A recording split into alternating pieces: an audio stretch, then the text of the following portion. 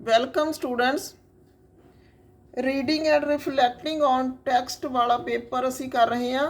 ये section B जिहड़ा है टॉपिक जिहदे विच तुहानूं सारिਆਂ ਨੂੰ प्रॉब्लम सी ਤਾਂ ਉਹ कोशिश करूँगी कि तुहानूं सारा एक वीडियो दे विच समझा दा कि किवें करना है।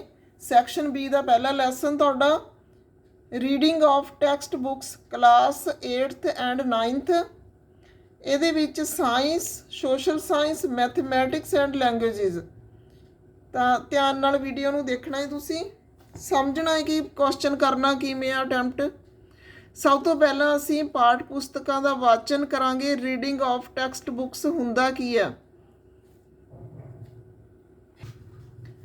ਇੱਕ ਪਾਠ ਪੁਸਤਕ ਦੇ ਵਾਚਨ ਦਾ ਅਰਥ ਸਮਝ ਤੇ ਬੋਧ ਲਈ ਉਸ ਨੂੰ ਪੜ੍ਹਨਾ। पाठ पुस्तक तो जानकारी पढ़नी ते याद रखनी सीखण दा एक बहुत चुनौती भरिया पक्ष हो सकता है। क्यों हो सकता?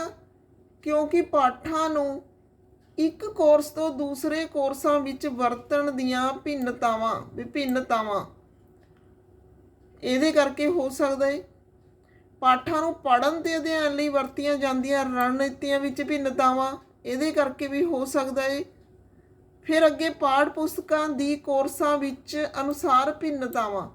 ਕਈ ਤਰ੍ਹਾਂ ਦੀਆਂ ਪਾਠ ਪੁਸਤਕਾਂ ਹੁੰਦੀਆਂ ਨੇ, ਕਈ ਤਰ੍ਹਾਂ ਦੇ ਸਬਜੈਕਟ ਹੁੰਦੇ ਨੇ ਤੇ ਕਈ ਤਰ੍ਹਾਂ ਦਾ ਜਿਹੜਾ ਕਰਿਕੂਲਮ ਹੁੰਦਾ ਹੈ। ਅਸੀਂ ਕਿਸ ਤਰ੍ਹਾਂ ਪੜ੍ਹਨਾ ਹੈ, ਕਿਸ ਤਰ੍ਹਾਂ ਪੜ੍ਹਨ ਤੋਂ ਬਾਅਦ ਯਾਦ ਰੱਖਣਾ, ਇਹ ਇੱਕ ਚੈਲੰਜਿੰਗ ਟਾਸਕ ਆ ਜਿਹੜੀ ਕਿ ਰੀਡਿੰਗ ਦੇ ਵਿੱਚ ਆਉਂਦੀ ਆ।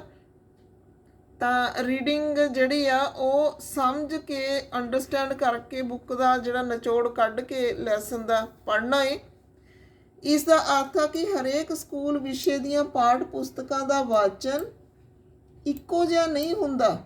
ਵਿਸ਼ੇ ਦੇ ਪੱਧਰ ਅਨੁਸਾਰ ਸਰੂਪ ਉਹਨਾਂ ਦਾ ਬਦਲਦਾ ਰਹਿੰਦਾ ਹੈ। ਇਹੀ ਇੱਕ ਚੁਣੌਤੀ ਆ ਜਿਹੜੀ ਪਾਠ ਪੁਸਤਕਾਂ ਨੂੰ ਰੀਡਿੰਗ ਕਰਨ ਦੇ ਵਿੱਚ ਆਉਂਦੀ ਹੈ।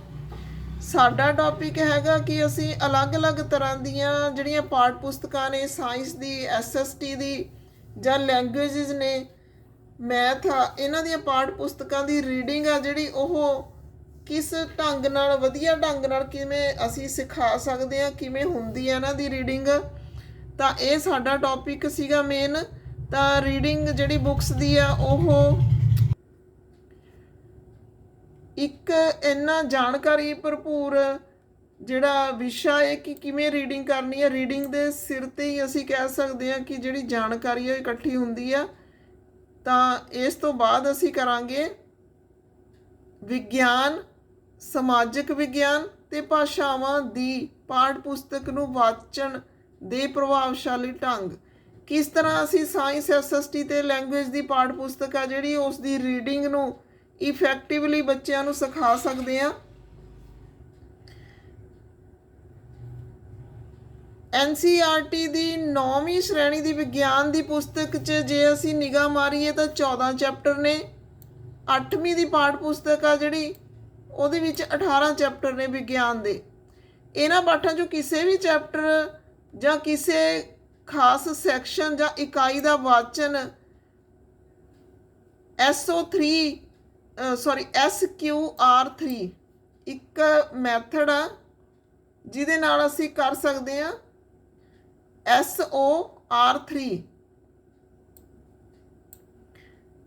ਇਹ ਤਕਨੀਕ ਆ ਜਿਹੜੀ ਪੂਰੀ ਸਫਲਤਾ ਨਾਲ ਜਿਹੜੀ ਆ ਉਹ ਕੰਮ ਕਰ ਸਕਦੀ ਹੈ ਜੇ ਅਧਿਆਪਕ ਇਸ ਤਕਨੀਕ ਦੀ ਵਰਤੋਂ ਸਹੀ ਢੰਗ ਨਾਲ ਕਰੇ ਤੇ ਵਿਦਿਆਰਥੀਆਂ ਨੂੰ ਸਿਖਾਵੇ। ਕਿਸੇ ਵੀ ਬੋਰਡ ਦੀ NCERT ਜਾਂ ਕਿਸੇ ਵੀ ਬੋਰਡ ਦੀ ਪਾਠ ਪੁਸਤਕ ਆ ਜਿਹੜੀ ਚਾਹੇ ਭਾਸ਼ਾਵਾਂ ਹੋਣ, ਸਮਾਜਿਕ ਵਿਗਿਆਨ ਹੋਵੇ, ਕਿਸੇ ਵੀ ਪ੍ਰਕਾਰ ਨਾਲ ਸੰਬੰਧਿਤ ਹੋਵੇ, ਇਸੇ ਢੰਗ ਨਾਲ ਪੂਰੀ ਕੁਸ਼ਲਤਾ ਅਤੇ ਪ੍ਰਭਾਵਸ਼ਾਲੀ ਢੰਗ ਨਾਲ ਵਾਚਨ ਕੀਤਾ ਜਾ ਸਕਦਾ ਹੈ। ਤਾਂ ਹੁਣ ਅਸੀਂ ਕਹਾਂਗੇ ਕਿ SOR3 ਆ ਜਿਹੜਾ ਇਹ ਇੱਕ ਇਹੋ ਜਿਹੀ ਟੈਕਨੀਕ ਆ ਜਿਹਦੇ ਨਾਲ ਅਸੀਂ ਪਾਠ ਪੁਸਤਕਾਂ ਦਾ ਜਿਹੜਾ ਰੀਡਿੰਗ ਆ, ਵਾਚਨ ਆ, ਉਹ ਵਧੀਆ ਢੰਗ ਨਾਲ ਸਿਖਾ ਸਕਦੇ ਹਾਂ। ਅਤੇ ਜਿਹੜਾ ਮੈਥ ਆ ਉਹਦੀ ਰੀਡਿੰਗ ਅਲੱਗ ਦੀ ਹੁੰਦੀ ਆ, ਉਹਦੀ ਅਸੀਂ ਗੱਲ ਬਾਅਦ 'ਚ ਕਰਾਂਗੇ। ਪਹਿਲਾਂ ਇਹਨਾਂ ਪੁਸਤਕਾਂ ਦੀ ਗੱਲ ਕਰਦੇ ਹਾਂ ਅਸੀਂ। SOR3 ਦਾ ਅਰਥ ਆ ਸਰਵੇਖਣ, survey, questions, reading, recite and review. SQR sorry SOR इत्थे मिसप्रिंट है, SQR ठीक है तुहाडा। सर्वे क्वेश्चनिंग रीडिंग 3 ਦਾ ਮਤਲਬ 3 ਤਰ੍ਹਾਂ ਦਾ R। ਤਾਂ ਇੱਥੇ ਪਾਠ ਪੁਸਤਕ ਦਾ ਜਿਹੜਾ ਸਰਵੇਖਣ ਆ ਉਹ ਅਸੀਂ ਇੱਕ ਪਾਠ ਦੇ ਆਧਾਰ 'ਤੇ ਅਸੀਂ ਕਰ ਸਕਦੇ ਹਾਂ।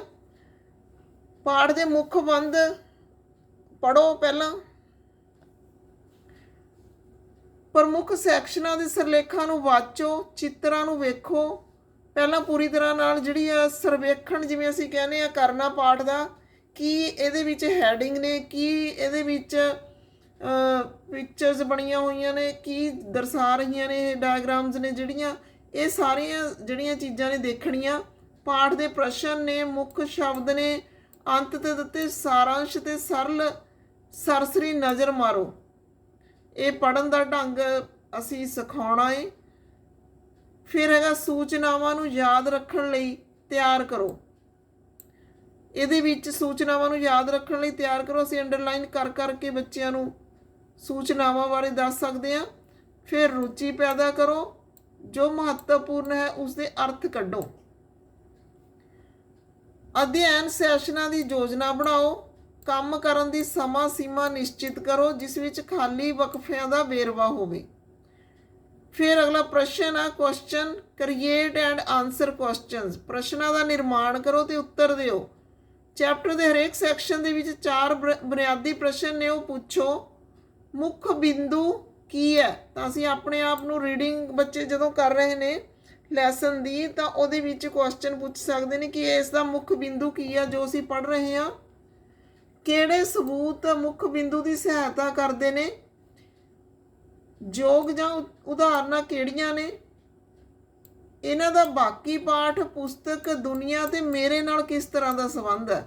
ਤਾਂ ਇਸ ਤਰ੍ਹਾਂ ਨਾਲ ਜਿਹੜੀ ਇਹ ਰੀਡਿੰਗ ਆ ਉਹਦੇ ਵਿੱਚ ਕੁਐਸਚਨ ਤੁਸੀਂ ਕਰਕੇ ਬੱਚਿਆਂ ਨੂੰ ਦੱਸ ਸਕਦੇ ਹੋ ਕਿ ਕੁਐਸਚਨ ਜਿਹੜੇ ਨੇ ਉਹ ਕਿਵੇਂ ਕਰਨੇ ਨੇ। ਫਿਰ ਅਗਲਾ ਇਹਦਾ ਹੈਗਾ 3R ਦੇ ਵਿੱਚ ਰੀਡਿੰਗ। ਰੀਡ ਦਾ ਸੈਕਸ਼ਨਾਂ ਨੂੰ ਪੜ੍ਹੋ, ਸੈਕਸ਼ਨਾਂ ਨੂੰ ਸਰਸਰੀ ਨਜ਼ਰ ਨਾਲ ਪੜ੍ਹੋ ਜਾਂ ਵਾਚਨ ਕਰੋ। ਆਪਣੀ ਨੋਟਬੁੱਕ ਵਿੱਚ ਆਪਣੇ ਵਿਚਾਰਾਂ ਨੂੰ ਸੰਗਠਿਤ ਕਰੋ। ਕਿਹੜੇ ਸੈਕਸ਼ਨ 'ਚ ਤੁਸੀਂ ਕੀ ਨਜ਼ਰ ਮਾਰੀ ਆ, ਕਿਹੜੇ ਸੈਕਸ਼ਨ 'ਚ ਕੀ ਚੀਜ਼ ਆ, ਇਹ ਸਾਰੀ ਚੀਜ਼ ਦੇਖਣੀ। ਫਿਰ ਰੀਸਾਈਟ ਦਾ ਮੇਨ ਪੁਆਇੰਟਸ। ਪੁਸਤਕ ਨੂੰ ਪੜ੍ਹੋ, ਆਪਣੇ ਪ੍ਰਸ਼ਨਾਂ ਦੇ ਉੱਤਰਾਂ ਨੂੰ ਸ਼ਬਦਾਂ ਵਿੱਚ ਦੁਹਰਾਓ, ਉੱਚੀ ਪੜ੍ਹੋ, ਉੱਤਰਾਂ ਨੂੰ ਯਾਦ ਕਰਨ ਲਈ ਦੁਬਾਰਾ ਉੱਚੀ ਪੜ੍ਹੋ। ਤਾਂ ਇਹ ਜਿਹੜਾ ਇਹ ਰੀਸਾਈਟ ਦਾ ਇੱਕ ਮੈਥਡ ਆ, ਦੁਹਰਾਈ ਕਹਿੰਦੇ ਜਿਹਨੂੰ ਅਸੀਂ, ਪੁਨਰ ਵਿਚਾਰ ਰਿਵਿਊ। ਪਿੱਛੇ ਵੱਲ ਨੂੰ ਜਾਓ, ਸੈਕਸ਼ਨ ਦੇ ਮੁੱਖ ਬਿੰਦੂਆਂ ਨੂੰ ਆਪਣੀ ਕਾਪੀ ਵਿੱਚ ਲਿਖੋ, ਪਾਠ ਵਿੱਚ ਹੋਰ ਨੋਟਸ ਜੋੜੋ। ਹਰ ਇੱਕ ਸੈਕਸ਼ਨ ਲਈ SQR3 ਤਕਨੀਕ ਨੂੰ ਦੁਹਰਾਓ। ਮਿੰਨੀ ਸਰਵੇਖਣ, ਪ੍ਰਸ਼ਨ, ਵਾਚਨ, ਅਲਾਪ, ਪੁਨਰ ਵਿਚਾਰ। ਹਰੇਕ ਸੈਕਸ਼ਨ ਲਈ ਇਸ ਨੂੰ ਦੁਹਰਾਓ। ਜਦੋਂ ਇਹ ਕੰਮ ਮੁੱਕ ਜਾਵੇ ਤਾਂ ਸਾਰੇ ਪਾਠ ਦਾ ਇੱਕ ਪੰਨਾ ਕ੍ਰਮ ਅਨੁਸਾਰ ਸਾਰਾਂਸ਼ ਤਿਆਰ ਕਰੋ। ਆਪਣੀ ਕੰਮ ਸੌਂਪਣੀ ਵਿੱਚ ਪੁਨਰ ਵਿਚਾਰ ਦੀ ਵਰਤੋਂ ਕਰੋ। ਤਾਂ ਇਹ ਸਾਰੇ ਸਟੈਪ ਨੇ ਜਿਨ੍ਹਾਂ ਰਾਹੀਂ ਜਿਹੜਾ 9ਵੀਂ 8ਵੀਂ ਜੋ ਵੀ ਤੁਹਾਡੇ ਸਿਲੇਬਸ 'ਚ ਕਲਾਸਾਂ ਲਿਖੀਆਂ ਹੋਈਆਂ ਨੇ ਉਹਨਾਂ ਦੀ ਰੀਡਿੰਗ ਆ ਜਿਹੜੀ ਉਹ ਸਾਇੰਸ, ਸੋਸ਼ਲ ਸਾਇੰਸ ਅਤੇ ਲੈਂਗੁਏਜ ਇਹਨਾਂ ਦੀ ਹੋ ਸਕਦੀ ਆ। ਤਾਂ ਇਹੀ ਜਿਹੜੇ ਸਟੈਪ ਨੇ, ਇਹੀ ਤਰੀਕਾ ਹੈ ਜਿਹੜਾ ਤੁਸੀਂ ਕੁਐਸਚਨ ਦੇ ਵਿੱਚ ਆਨਸਰ ਦੇ ਰੂਪ 'ਚ ਲਿਖਣਾ ਹੈ। ਅਤੇ ਇਸ ਤੋਂ ਬਾਅਦ ਅਸੀਂ ਮੈਥ ਦਾ ਦੇਖਾਂਗੇ ਕਿ ਮੈਥ ਦੀ ਜਿਹੜੀ ਰੀਡਿੰਗ ਆ ਉਹ ਕਿਸ ਤਰ੍ਹਾਂ ਹੋ ਸਕਦੀ ਹੈ।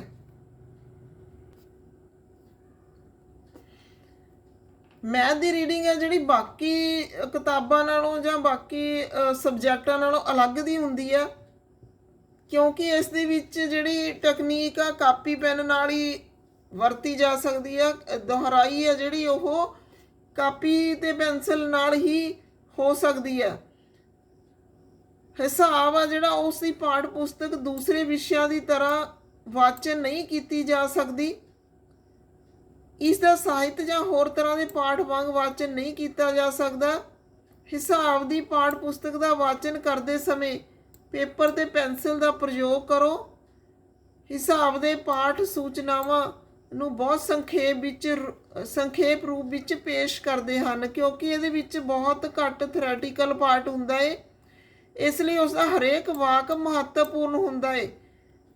ਇਸ ਤੋਂ ਇਲਾਵਾ ਹਿਸਾਬ ਦੀਆਂ ਪਾਠ ਪੁਸਤਕਾਂ ਜਿਹੜੀਆਂ ਨੇ ਉਹ ਵਿਸ਼ੇਸ਼ ਟੈਕਨੀਕ ਦੀ ਭਾਸ਼ਾ ਦੇ ਪ੍ਰਯੋਗ ਨਾਲ ਬਣਦੀਆਂ ਨੇ। ਉਹ ਕੌਸ਼ਲਾਂ ਦੇ ਅਧਿਆਪਨ ਦੇ ਨਾਲ ਨਾਲ ਜਾਣਕਾਰੀ ਪ੍ਰਦਾਨ ਕਰਨ ਦੀ ਕੋਸ਼ਿਸ਼ ਕਰਦੀਆਂ ਨੇ। ਇਹਨਾਂ ਨੂੰ ਜਿਹੜੀਆਂ ਰੀਡ ਕਰਨ ਦੀਆਂ ਜਿਹੜੀਆਂ ਰਣਨੀਤੀਆਂ ਨੇ ਉਹ ਇਸ ਤਰ੍ਹਾਂ ਨੇ। ਪਾਠ ਦੇ ਮੁੱਢ ਤੇ ਸਫ਼ੇ ਦੇ ਸਿਰਲੇਖ ਨੂੰ ਦੇਖੋ, ਵਿਸ਼ੇ ਵਸਤੂ ਦੀ ਇੱਕ ਵੱਡੀ ਤਸਵੀਰ ਪ੍ਰਾਪਤ ਕਰੋ, ਸਫ਼ਿਆਂ ਉੱਪਰ ਇੱਕ ਸਰਸਰੀ ਨਜ਼ਰ ਮਾਰੋ, ਵਿਸ਼ੇ ਵਸਤੂ ਬਾਰੇ ਜਾਣੋ, ਫਿਰ ਦੁਬਾਰਾ ਪੜ੍ਹੋ, ਕੁਝ ਵੀ ਨਾ ਛੱਡੋ, ਪੜ੍ਹੇ ਗਏ ਵਿਸ਼ੇ ਵਸਤੂ ਨੂੰ ਲਿਖੋ, ਉਦਾਹਰਨਾਂ ਦੀ ਪ੍ਰੈਕਟਿਸ ਕਰੋ, ਫਿਰ ਉਹਨਾਂ ਨਾਲ ਰਲਦੇ ਮਿਲਦੇ ਅਭਿਆਸੀ ਪ੍ਰਸ਼ਨਾਂ ਨੂੰ ਹੱਲ ਕਰੋ। ਤਾਂ ਇਹ ਜਿਹੜੀ ਆ ਮੈਥ ਦੀ ਰੀਡਿੰਗ ਆ।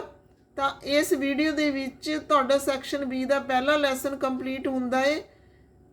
ਅੱਜ ਦੀ ਵੀਡੀਓ ਦੇ ਵਿੱਚ ਇਹੀ ਅਗਲਾ ਲੈਸਨ ਫੇਰ ਕਰਾਂਗੇ। ਤਾਂ ਮੈਨੂੰ ਉਮੀਦ ਆ ਕਿ ਤੁਹਾਨੂੰ ਸਮਝ ਆ ਗਿਆ ਹੋਊਗਾ ਕਿ ਕੁਐਸਚਨ ਅਟੈਂਪਟ ਕਿਵੇਂ ਕਰਨਾ ਹੈ, ਕਿਹੜੇ ਹਿਸਾਬ ਨਾਲ ਇਹ ਕੁਐਸਚਨ ਆ ਸਕਦਾ ਹੈ। ਤਾਂ ਇਹ ਪੂਰੇ ਦਾ ਪੂਰਾ ਚੈਪਟਰ ਆ ਜਿਹੜਾ ਇੱਕ ਕੁਐਸਚਨ ਆ ਤੁਹਾਡਾ। ਤਾਂ ਇਹਦੇ ਵਿੱਚ ਤੁਹਾਨੂੰ ਇਹ ਅਲੱਗ-ਅਲੱਗ ਤਰੀਕਿਆਂ ਨਾਲ, ਜਿਵੇਂ ਲੈਂਗੁਏਜਿਸ ਦੀ ਜਾਂ ਸਾਇੰਸ ਦੀ ਜਾਂ SST ਦੀ ਜਾਂ ਮੈਥ ਦੀ, ਕੋਈ ਵੀ ਤਰੀਕੇ ਨਾਲ ਤੁਹਾਨੂੰ 2 ਵੀ ਆ ਸਕਦੀਆਂ ਨੇ, ਸਾਰਾ ਵੀ ਆ ਸਕਦਾ ਹੈ। ਤਾਂ ਇਸੇ ਢੰਗ ਨਾਲ ਇਸ ਨੂੰ ਤਿਆਰ ਕਰੋ। Okay, thanks.